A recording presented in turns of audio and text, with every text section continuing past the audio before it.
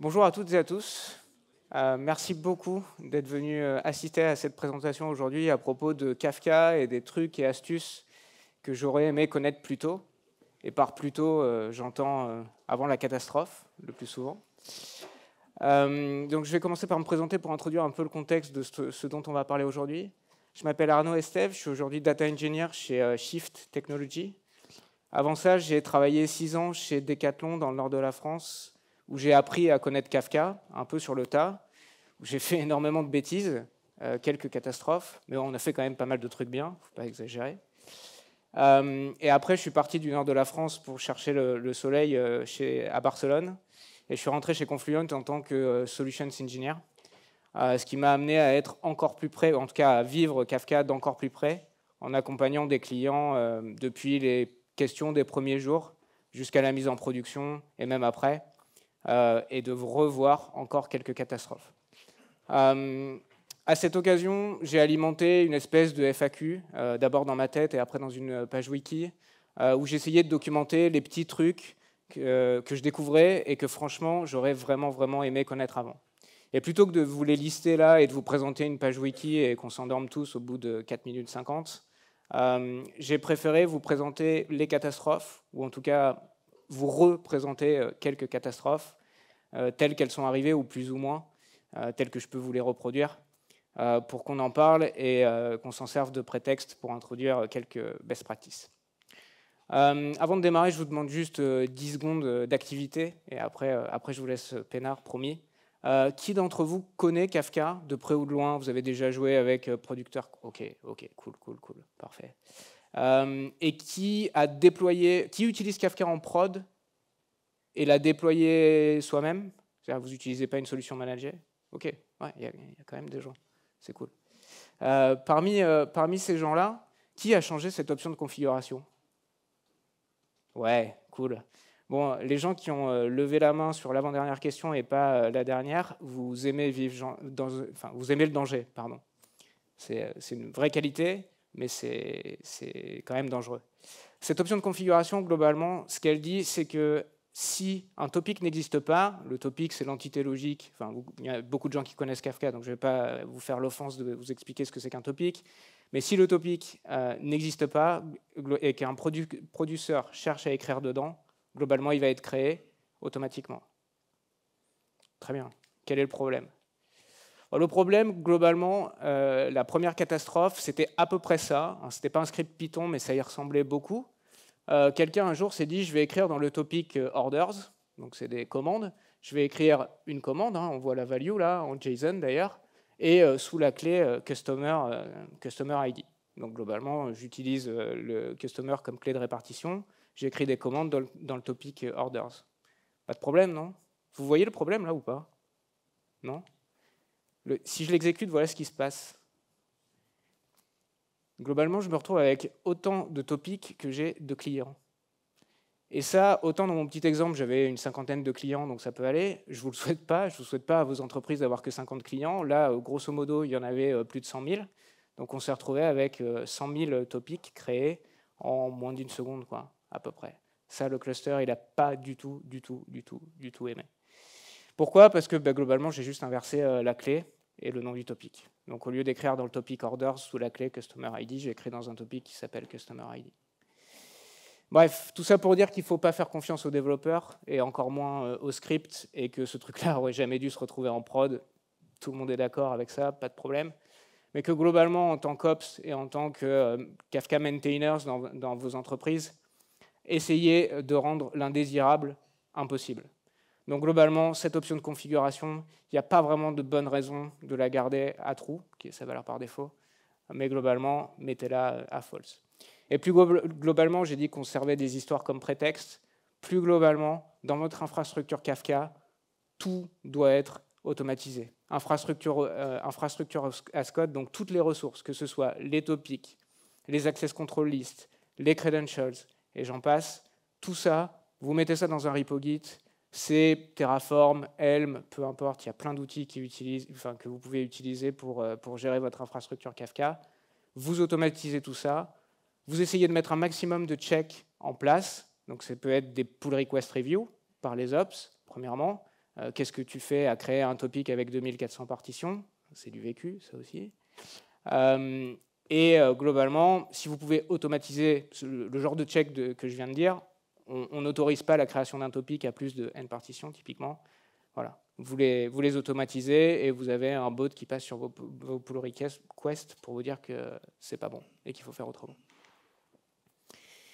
Alors l'autre question que je me suis posée moi-même plein de fois et qu'on m'a posée encore plus de fois, je pense, c'est comment je dois nommer mes topics.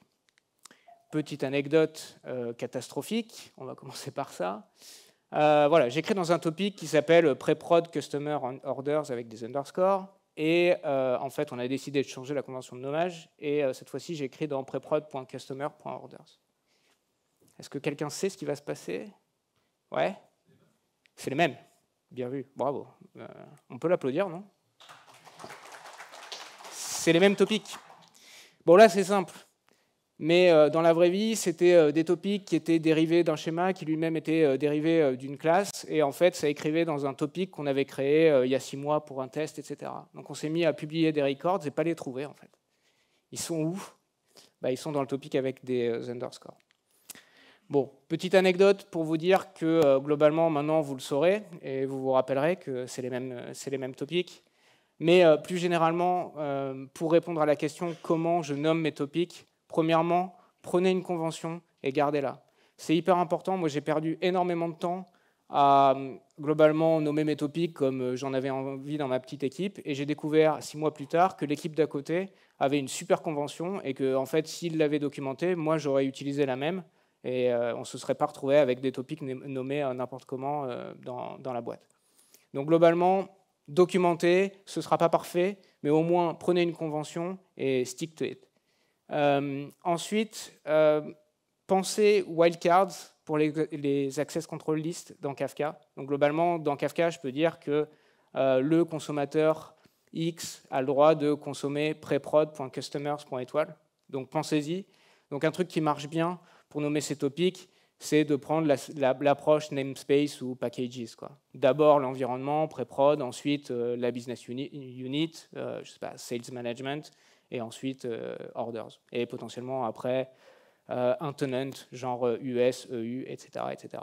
Et pour revenir sur ce dont on parlait tout à l'heure, mettez en place des checks automatisés. Typiquement, pull request, tu es en train de créer un topic, il ne commence pas par preprod.bidule ou prod.machin, KO, le bot dit non et on ne peut pas merger la pull request.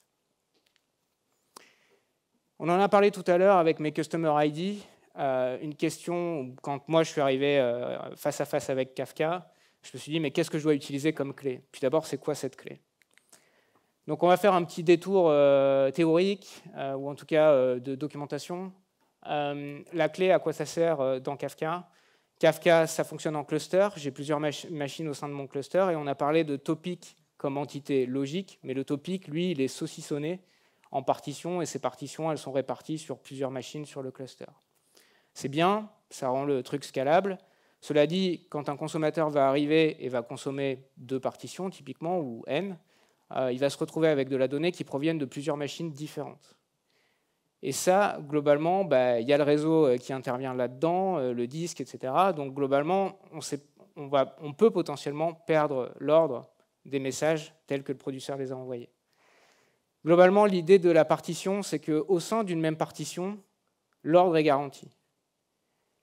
Et c'est ça qu'on va chercher à faire dans Kafka, et c'est pour ça, donc le rôle, donc on pourrait se dire que qui détermine dans quelle partition va quel message. Bêtement, moi je pensais que c'était le cluster, je pensais que c'était côté serveur, que ça se décidait en disant, bon, ce message je le prends et je le mets dans telle partition. Non, et en réalité c'est logique, c'est plutôt le producer qui lui va te dire, ce message-là, moi je sais qu'il doit aller dans telle partition. Et par défaut, donc c'est par défaut, mais vous pouvez l'overrider, vous pouvez le reconfigurer. Je vous déconseille de le faire, mais vous pouvez le faire. Par défaut, il va hacher la clé modulo le nombre de partitions. C'est bête, mais ça a une garantie assez sympa, c'est que tous les messages qui ont la même clé vont atterrir dans la même partition, et donc tous les messages qui vont avoir la même clé vont être consommés dans l'ordre. Ça, c'est important, et c'est un peu une garantie tacite de Kafka, en tout cas, parce que le partitionneur par défaut le fait, c'est que pour une même clé, j'atterris dans une même partition.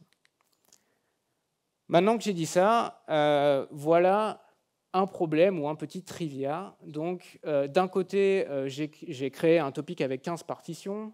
Je me suis donc toujours mon topic orders. Je me suis amusé à écrire sous la clé TheKey une value en Java, et j'ai fait exactement la même chose en Python.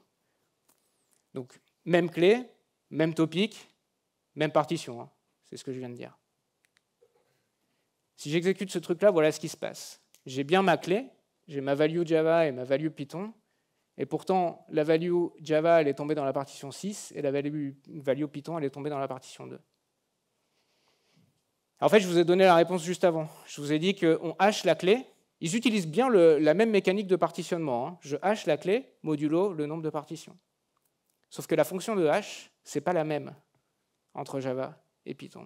Et je peux vous assurer que quand vous avez l'habitude de retrouver vos records sous la clé TheKey dans la partition N, et que du jour au lendemain, elle tombe dans la partition d'à côté, parce qu'en fait, il y a quelqu'un qui s'est amusé à réécrire le même producer, mais en Go et plus en Java, ça peut faire drôle. Et globalement, côté consommateur, ça peut faire drôle de se retrouver avec des records qui sont potentiellement plus dans l'ordre. On parlait des orders tout à l'heure. Si je récupère l'annulation d'une commande avant sa création, ça peut être un peu embêtant.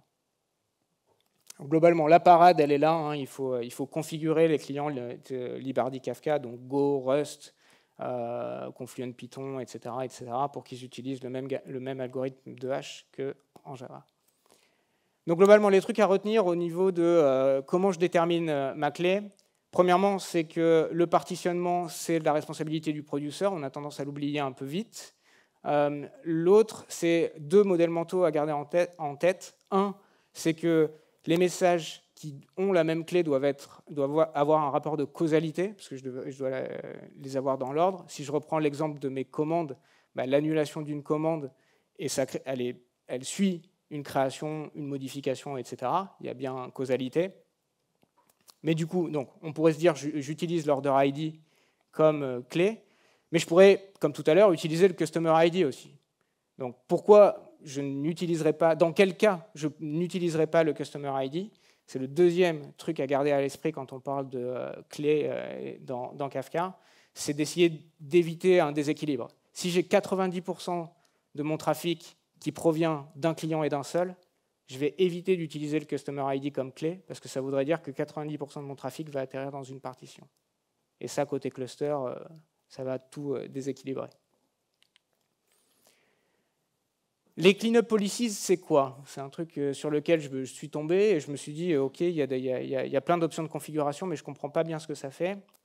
Par défaut, la cleanup policy d'un topic, c'est delete. Donc globalement, ça veut dire que tous les messages qui ont été publiés il y a plus de X temps, tu les vires, j'en veux plus. Comme ça, ça me permet de ne pas grandir, que mes topics ne grandissent pas de façon infinie. Après, j'ai découvert la cleanup policy compact. Donc deuxième usage de la clé, on en parlait juste avant. La clé, c'est bien pour le partitionnement, mais ça sert aussi à la compaction pour dire que de tous les messages qui ont la même clé, j'ai envie de garder que la dernière valeur. Et c'est assez commun. Hein. Si on parle des modifications d'adresse d'un client, globalement, il y a peut-être un topic où je n'ai pas besoin de l'historique de toutes ces modifications, mais juste de son adresse courante, parce que je vais mettre ça dans une base de données, par exemple. Donc le premier réflexe que j'ai eu, c'est de me dire, OK, je vais l'utiliser, moi, cette retention policy compact, elle m'intéresse, et puis je garde ma période de rétention qui est de une journée. Et quand j'ai fait ça, quelques mois après, je me suis rendu compte que mes records, qui avaient largement plus d'une journée, en fait, ils étaient toujours là. Pourquoi? Parce qu'en fait, il y a compact, il y a delete, mais il y a aussi compact delete.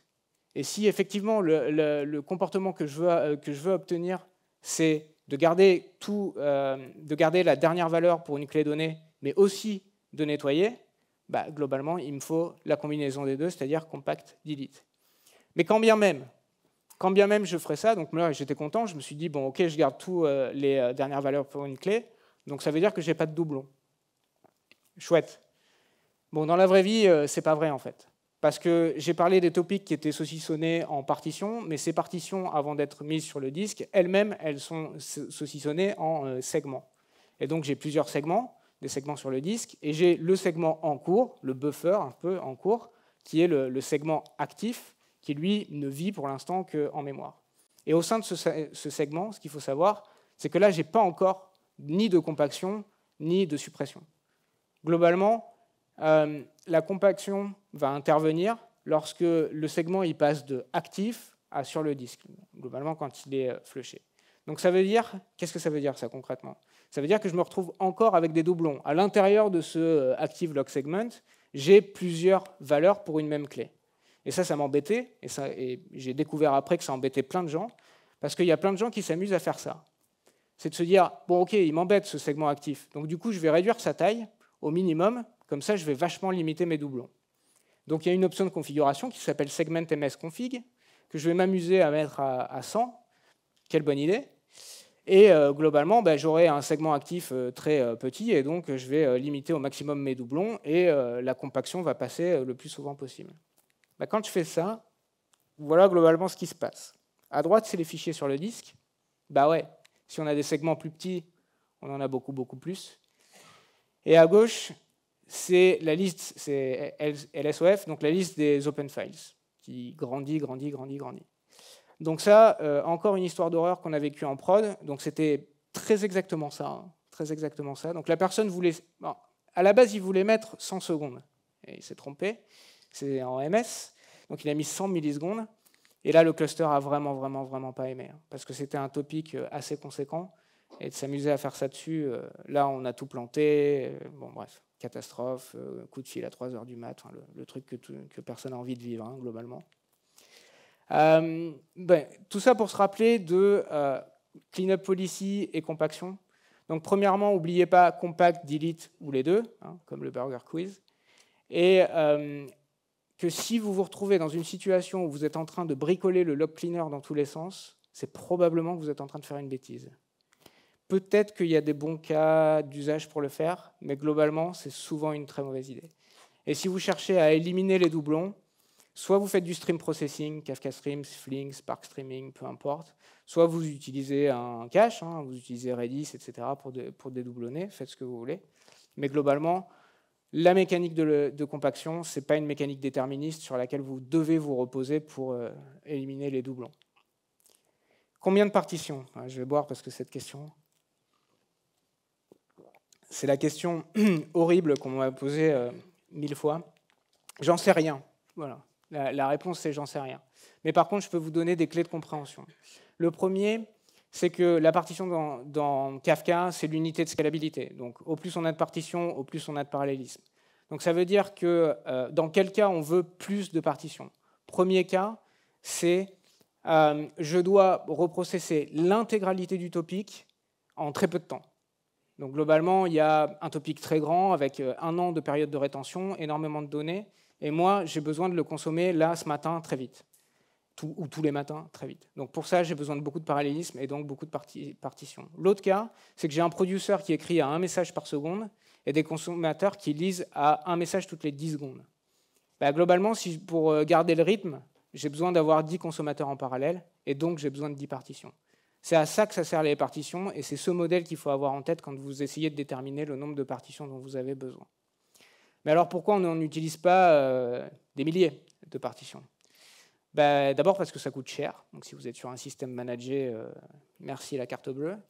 Et aussi un truc qu'on oublie, c'est que le batching, donc les producteurs, avant d'envoyer les messages, ils les batchent, hein, ils essaient de les regrouper pour éviter les round trip réseau et que ce soit plus efficace, et puis pour aussi économiser du réseau et votre portefeuille, parce qu'ils les compressent avant de les batcher. Au plus vous avez de partitions, au moins vous aurez de messages par partition et donc au moins le batching sera efficace. Donc c'est aussi quelque chose qu'on a tendance à oublier. Et finalement, parce que j'ai dit que c'était les trucs et astuces que j'aurais aimé connaître avant, voilà des nombres qui vont bien pour choisir son nombre de partitions. Pourquoi? Parce qu'ils sont hautement composables. J'ai cherché tout à l'heure la traduction en français, mais j'ai déjà oublié. Globalement, ça veut dire que si j'ai 120 partitions, Je peux me permettre d'avoir 10 consommateurs, 12 consommateurs, 5 consommateurs, 4 consommateurs, 30 consommateurs, etc. Et que dans tous les cas que je viens de citer, la charge sera divisée de façon équitable, parce que c'est des multiples. Certes, mais la réaction des gens quand je disais j'en sais rien, c'était ouais, mais tu dois savoir. Et puis d'abord, comment je peux savoir que je vais avoir un consommateur qui est lent? Ce qui est juste comme question. Généralement, on ne le sait pas. Donc, dans ce cas-là, ce qu'on a envie de faire, c'est de se dire ok, j'avais démarré avec un topic orders comme d'hab, 3 partitions, et puis un peu plus tard, je vais l'augmenter à 10 partitions. Donc là, où est le problème? Vous allez me dire. Le problème, c'est un peu le même que tout à l'heure entre Java et Python, pour le coup. C'est que ma clé, qui d'habitude tombait dans la partition 0, maintenant, elle tombe dans la partition 6. Et ouais, on a dit h de clé modulo le nombre de partitions. Le nombre de partitions, il a changé. Donc, fatalement, la partition dans laquelle le producer envoie son message a changé. Donc, je viens de casser le contrat dont j'ai parlé un peu plus tôt.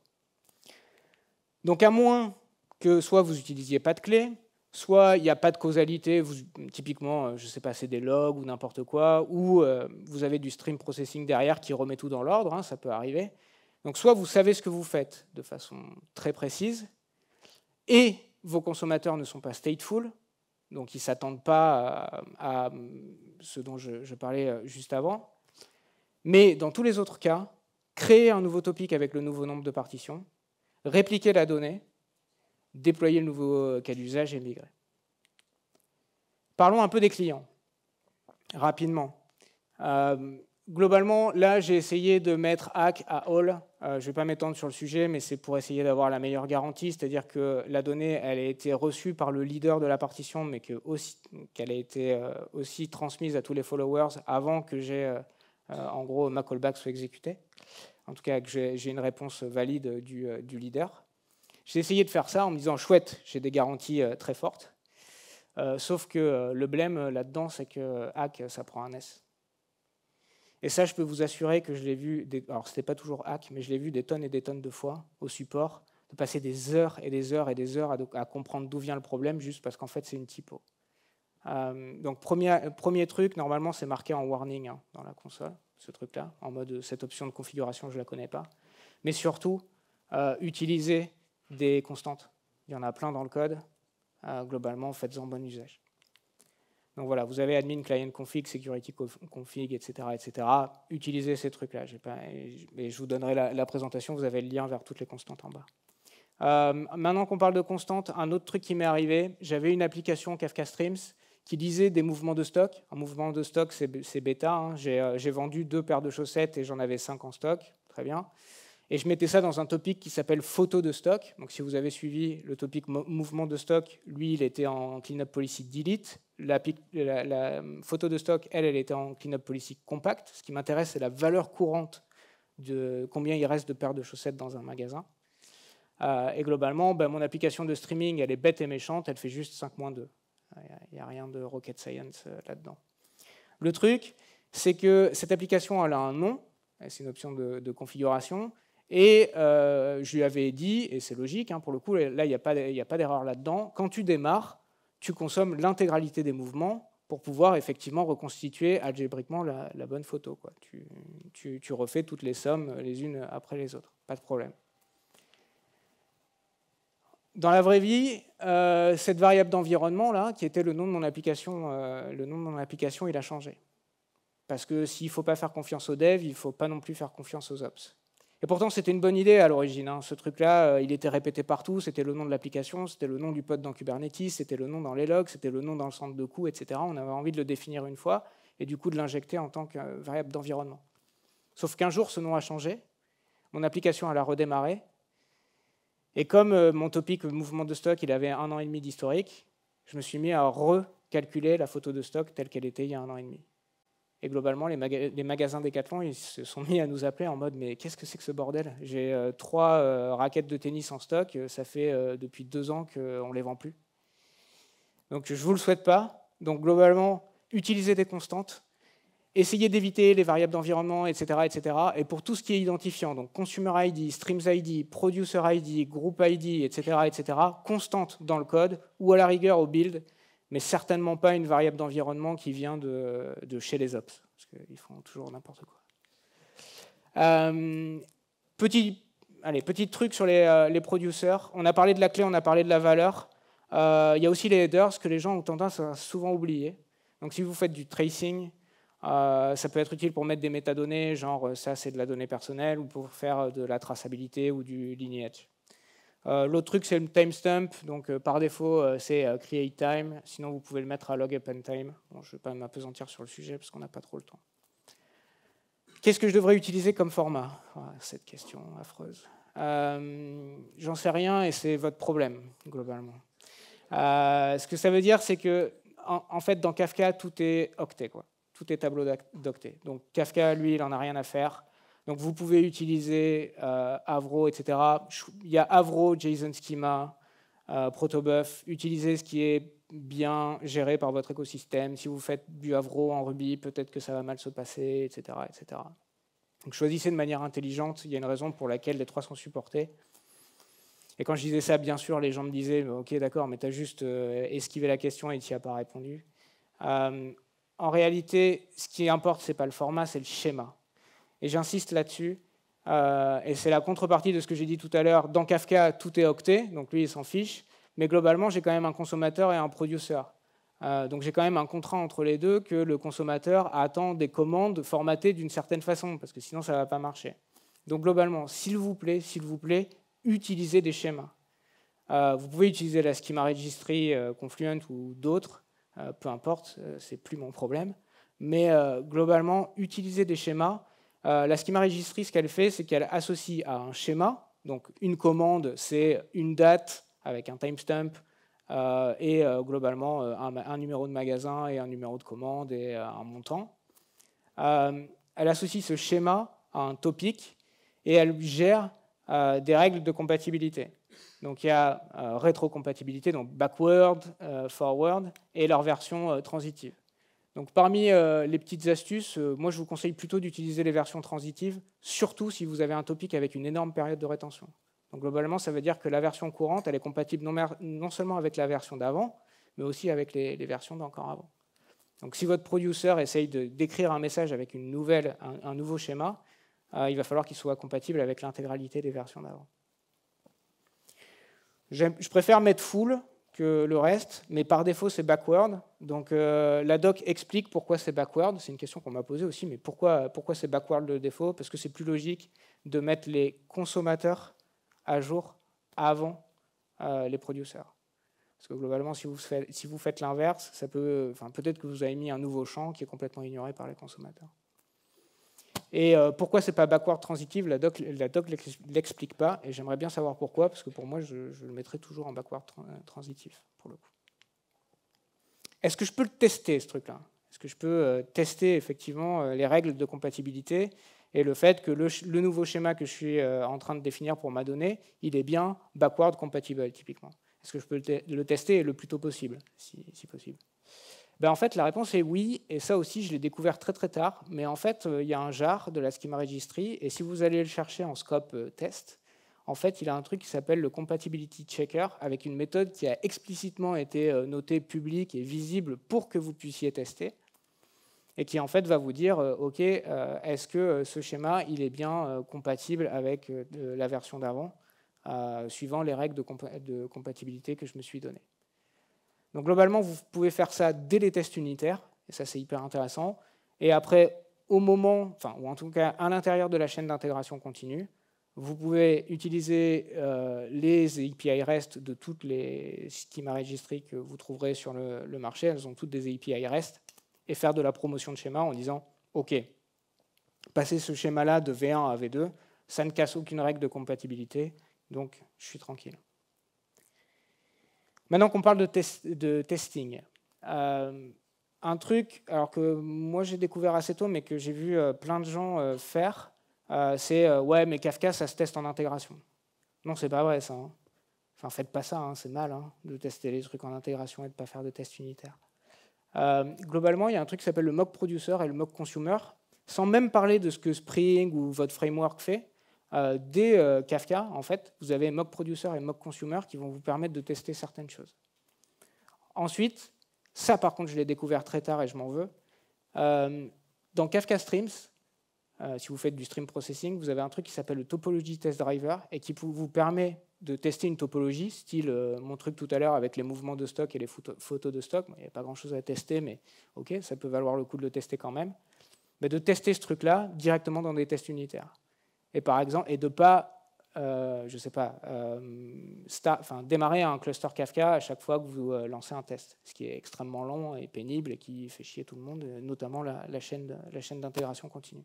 Donc ce truc-là est vraiment, vraiment très bien parce qu'il vous permet notamment de faire du property-based testing et de générer tout plein de messages et de se dire, globalement, je ne dois jamais avoir une quantité en stock négatif, par exemple. Parce que pour moi, un stock négatif, ça ne veut rien dire. Donc globalement, ça, c'était un truc que je testais avec le Topology Test Driver en disant, peu importe ce qui m'a été envoyé, je dois toujours avoir au moins 0.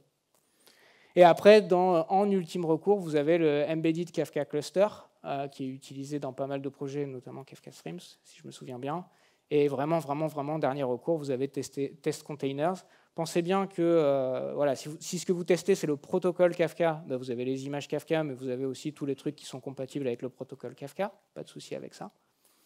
Et pensez bien que maintenant, avec Craft, il n'y a plus besoin de Zookeeper pour faire tourner Kafka. Donc si vous faites du Test Containers, vous n'avez pas besoin de Docker Compose. C'est cadeau.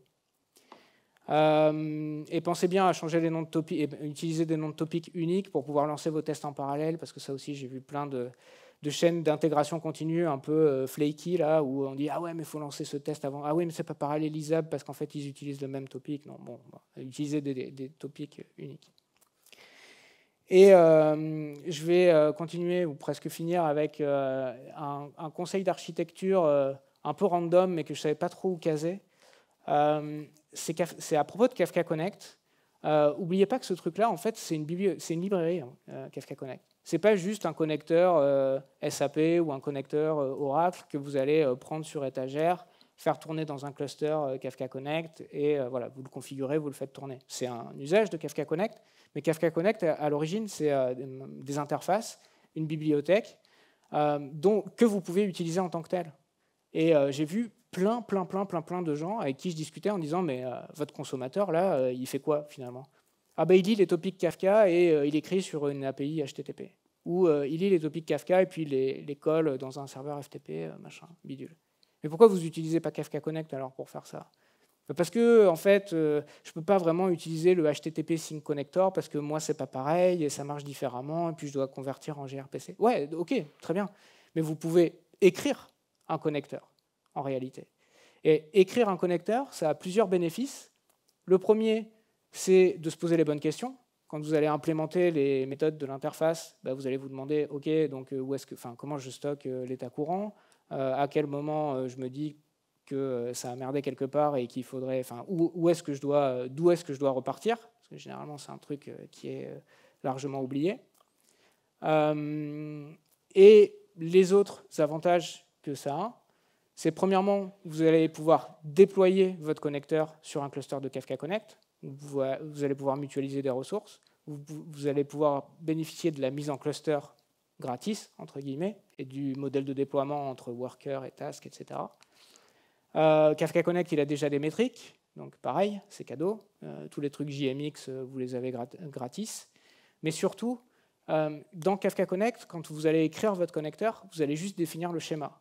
Vous n'allez pas dire comment le sérialiser, en fait. Vous n'allez pas dire que c'est de l'Avro ou que c'est du JSON schema, etc., etc. Vous allez juste le définir de façon agnostique. Et d'ailleurs, l'API de Kafka Connect pour définir des schémas est plutôt bien et elle devrait servir ailleurs que Kafka Connect, je pense. Mais globalement, ça veut dire qu'au runtime, quand vous allez configurer votre connecteur, vous allez lui dire « Ah, et au fait, c'est du Avro ». Ou « Ah, et changer pour dire « Ah non, maintenant, c'est plus du Avro, c'est du JSON schema ». Sans rien changer dans votre code, globalement. Donc ça vient gratis. L'autre truc qui vient gratis, c'est les single message transformers. Un single message transformer, c'est dire OK, je prends le timestamp dont on a parlé tout à l'heure du message et je le mets à l'intérieur de la value, à l'intérieur du JSON. Ça, c'est pas mal. Ça peut servir. Ça peut être de dire non, en fait, ce champ-là qui était à l'intérieur du JSON, tu le vires, ou tu le masques, ou tu le changes, ou tu le chiffres, etc., etc. Il y a un peu des SMT pour tout. pour convertir aussi, convertir une date en string ou surtout l'inverse, une string en date. Donc tous ces trucs-là, ils vont venir gratis et vous n'aurez pas besoin de les écrire. Donc comme exemple, il y a effectivement le fait de poler un service, donc lire depuis de HTTP et publier dans Kafka, ou faire du WebSocket vers Kafka, etc., etc. Je vois que j'ai encore du temps, ça m'arrange. Un des problèmes, donc on revient sur les producers, un des problèmes que j'ai vu relativement souvent, c'est j'essaye de batcher, mais en fait ça ne fait rien. Batcher, on en a parlé tout à l'heure, c'est globalement le producer qui va essayer de mettre des messages ensemble avant de les envoyer au leader de la partition.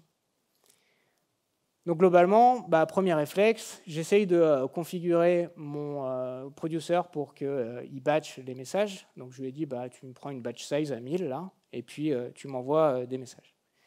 Et à droite, donc premier bon réflexe, quand vous ne comprenez rien à ce qui se passe dans Kafka, vous utilisez les métriques JMX, si vous êtes en Java, ou l'équivalent des stats en Library Kafka, si vous utilisez Go, Rust ou peu importe. Donc, on regarde les métriques, et effectivement, quand on regarde les métriques, et notamment celle du bas, là, records per request average, 1. Donc, clairement, ça ne fait rien.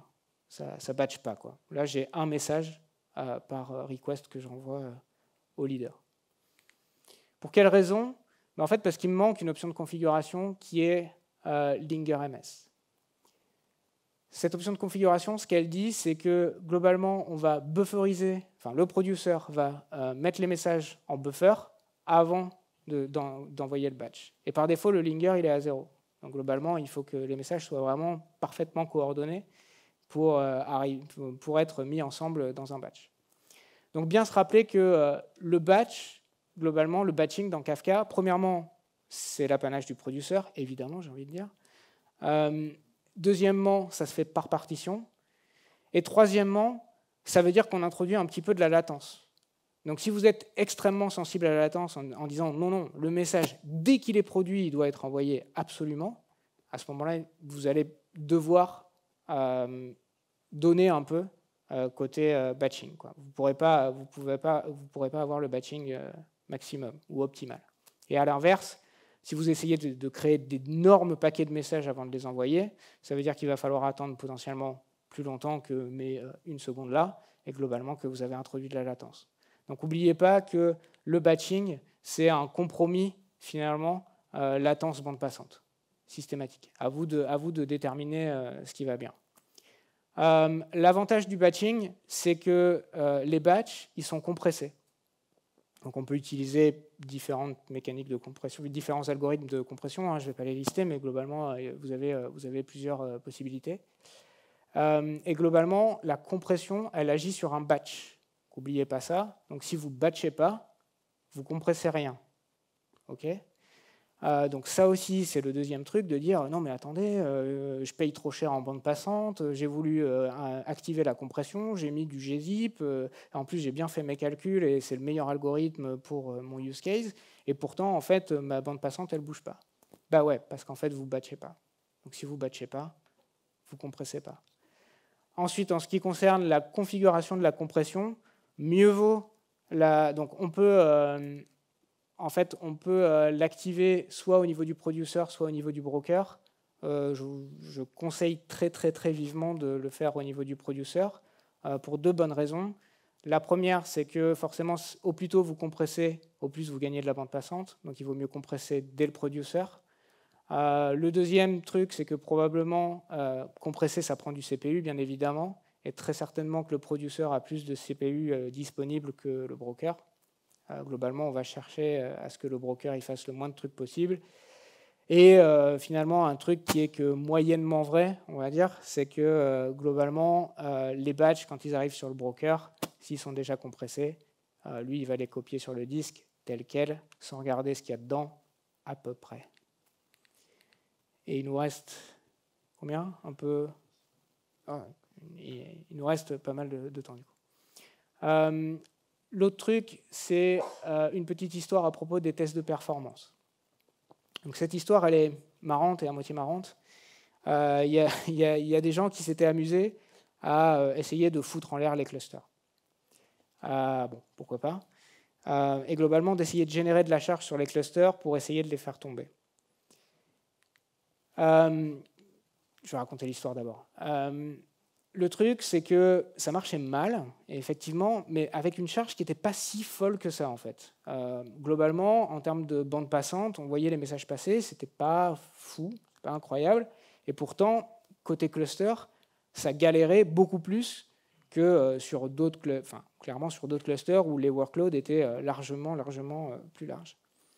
Et ça nous a pris pas mal de temps à voir que finalement, le truc qui générait une charge complètement arbitraire, il s'amusait à écrire dans 600 partitions en round robin. Donc il écrivait message 1, partition 1, message 2, partition 2, message 3, partition 3, etc., etc. Et quand on regardait le batching c'était 0. Et on avait beau jouer, pour le coup, sur le batch size et le linger MS, en fait, il ne se passait rien.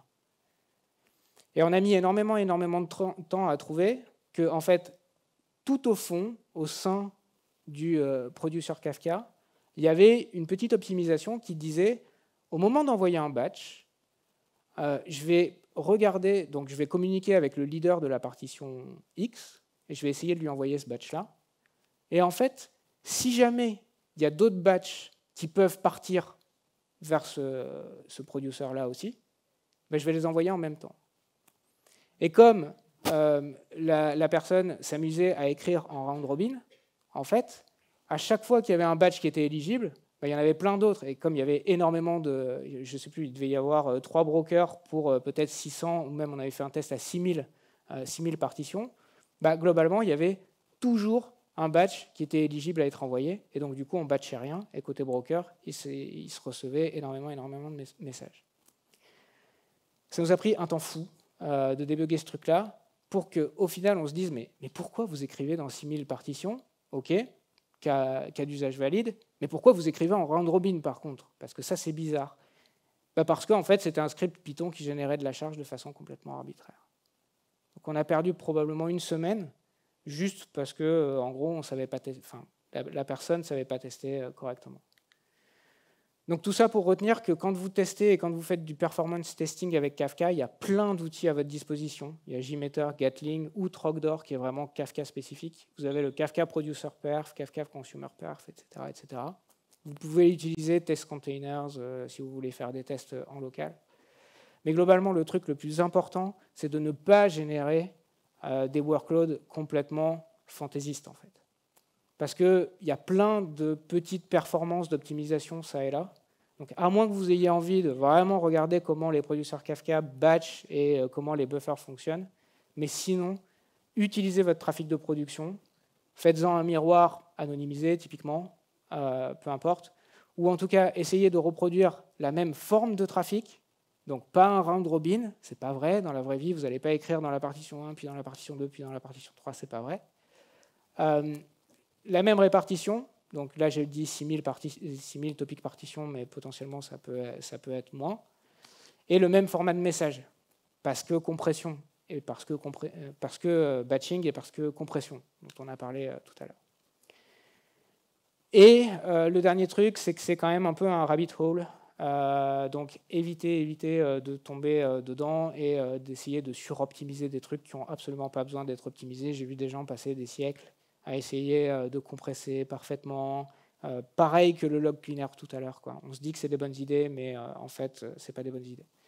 Donc globalement, pas de script custom, pas de random expectations du style non mais nous, en fait, on veut 0 millisecondes de latence et 400 000 messages par seconde. Non, faites pas ça. Et c'est valable pour Kafka, mais c'est valable pour plein d'autres trucs. Faites pas ça. Et globalement, measure, don't guess. Pareil pour le chaos testing, il y a plein de gens qui veulent tester ce qui se passe quand le cluster est down, etc. C'est une bonne idée, faites-le en local. Vous pouvez utiliser Test Containers, Docker et Pumba. C'est pas mal, c'est une belle techno pour faire ça. Mais keep it simple, quoi. Ce qui vous intéresse, globalement, c'est on ne doit pas perdre de message. OK, ça c'est important. Donc ça veut dire, comme je disais tout à l'heure, axe égale all, et globalement une mécanique de retry côté producteur pour s'assurer qu'on ne va pas perdre de messages. Ça, c'est important. Mais commencez pas à aller fouiller ce qui se passe quand effectivement j'ai mon failover cluster qui est tombé, etc. J'ai vu des gens vraiment over-engineer le truc à fond, et en se disant on doit garder 0 millisecondes de latence quoi qu'il arrive, même si il y a un Armageddon demain, on veut que tout continue à fonctionner. Donc tombez pas dans le piège, ça aussi c'est un rabbit hole. Et avec ça, je pense qu'on est bon. Donc normalement, la présentation est un peu plus longue et je m'appesantis un peu plus sur toutes ces histoires. Finalement, j'ai pu caler à peu près tout ce que je voulais, sauf mes histoires de idempotence et de exactly once. Donc je vous laisse ça pour la version longue.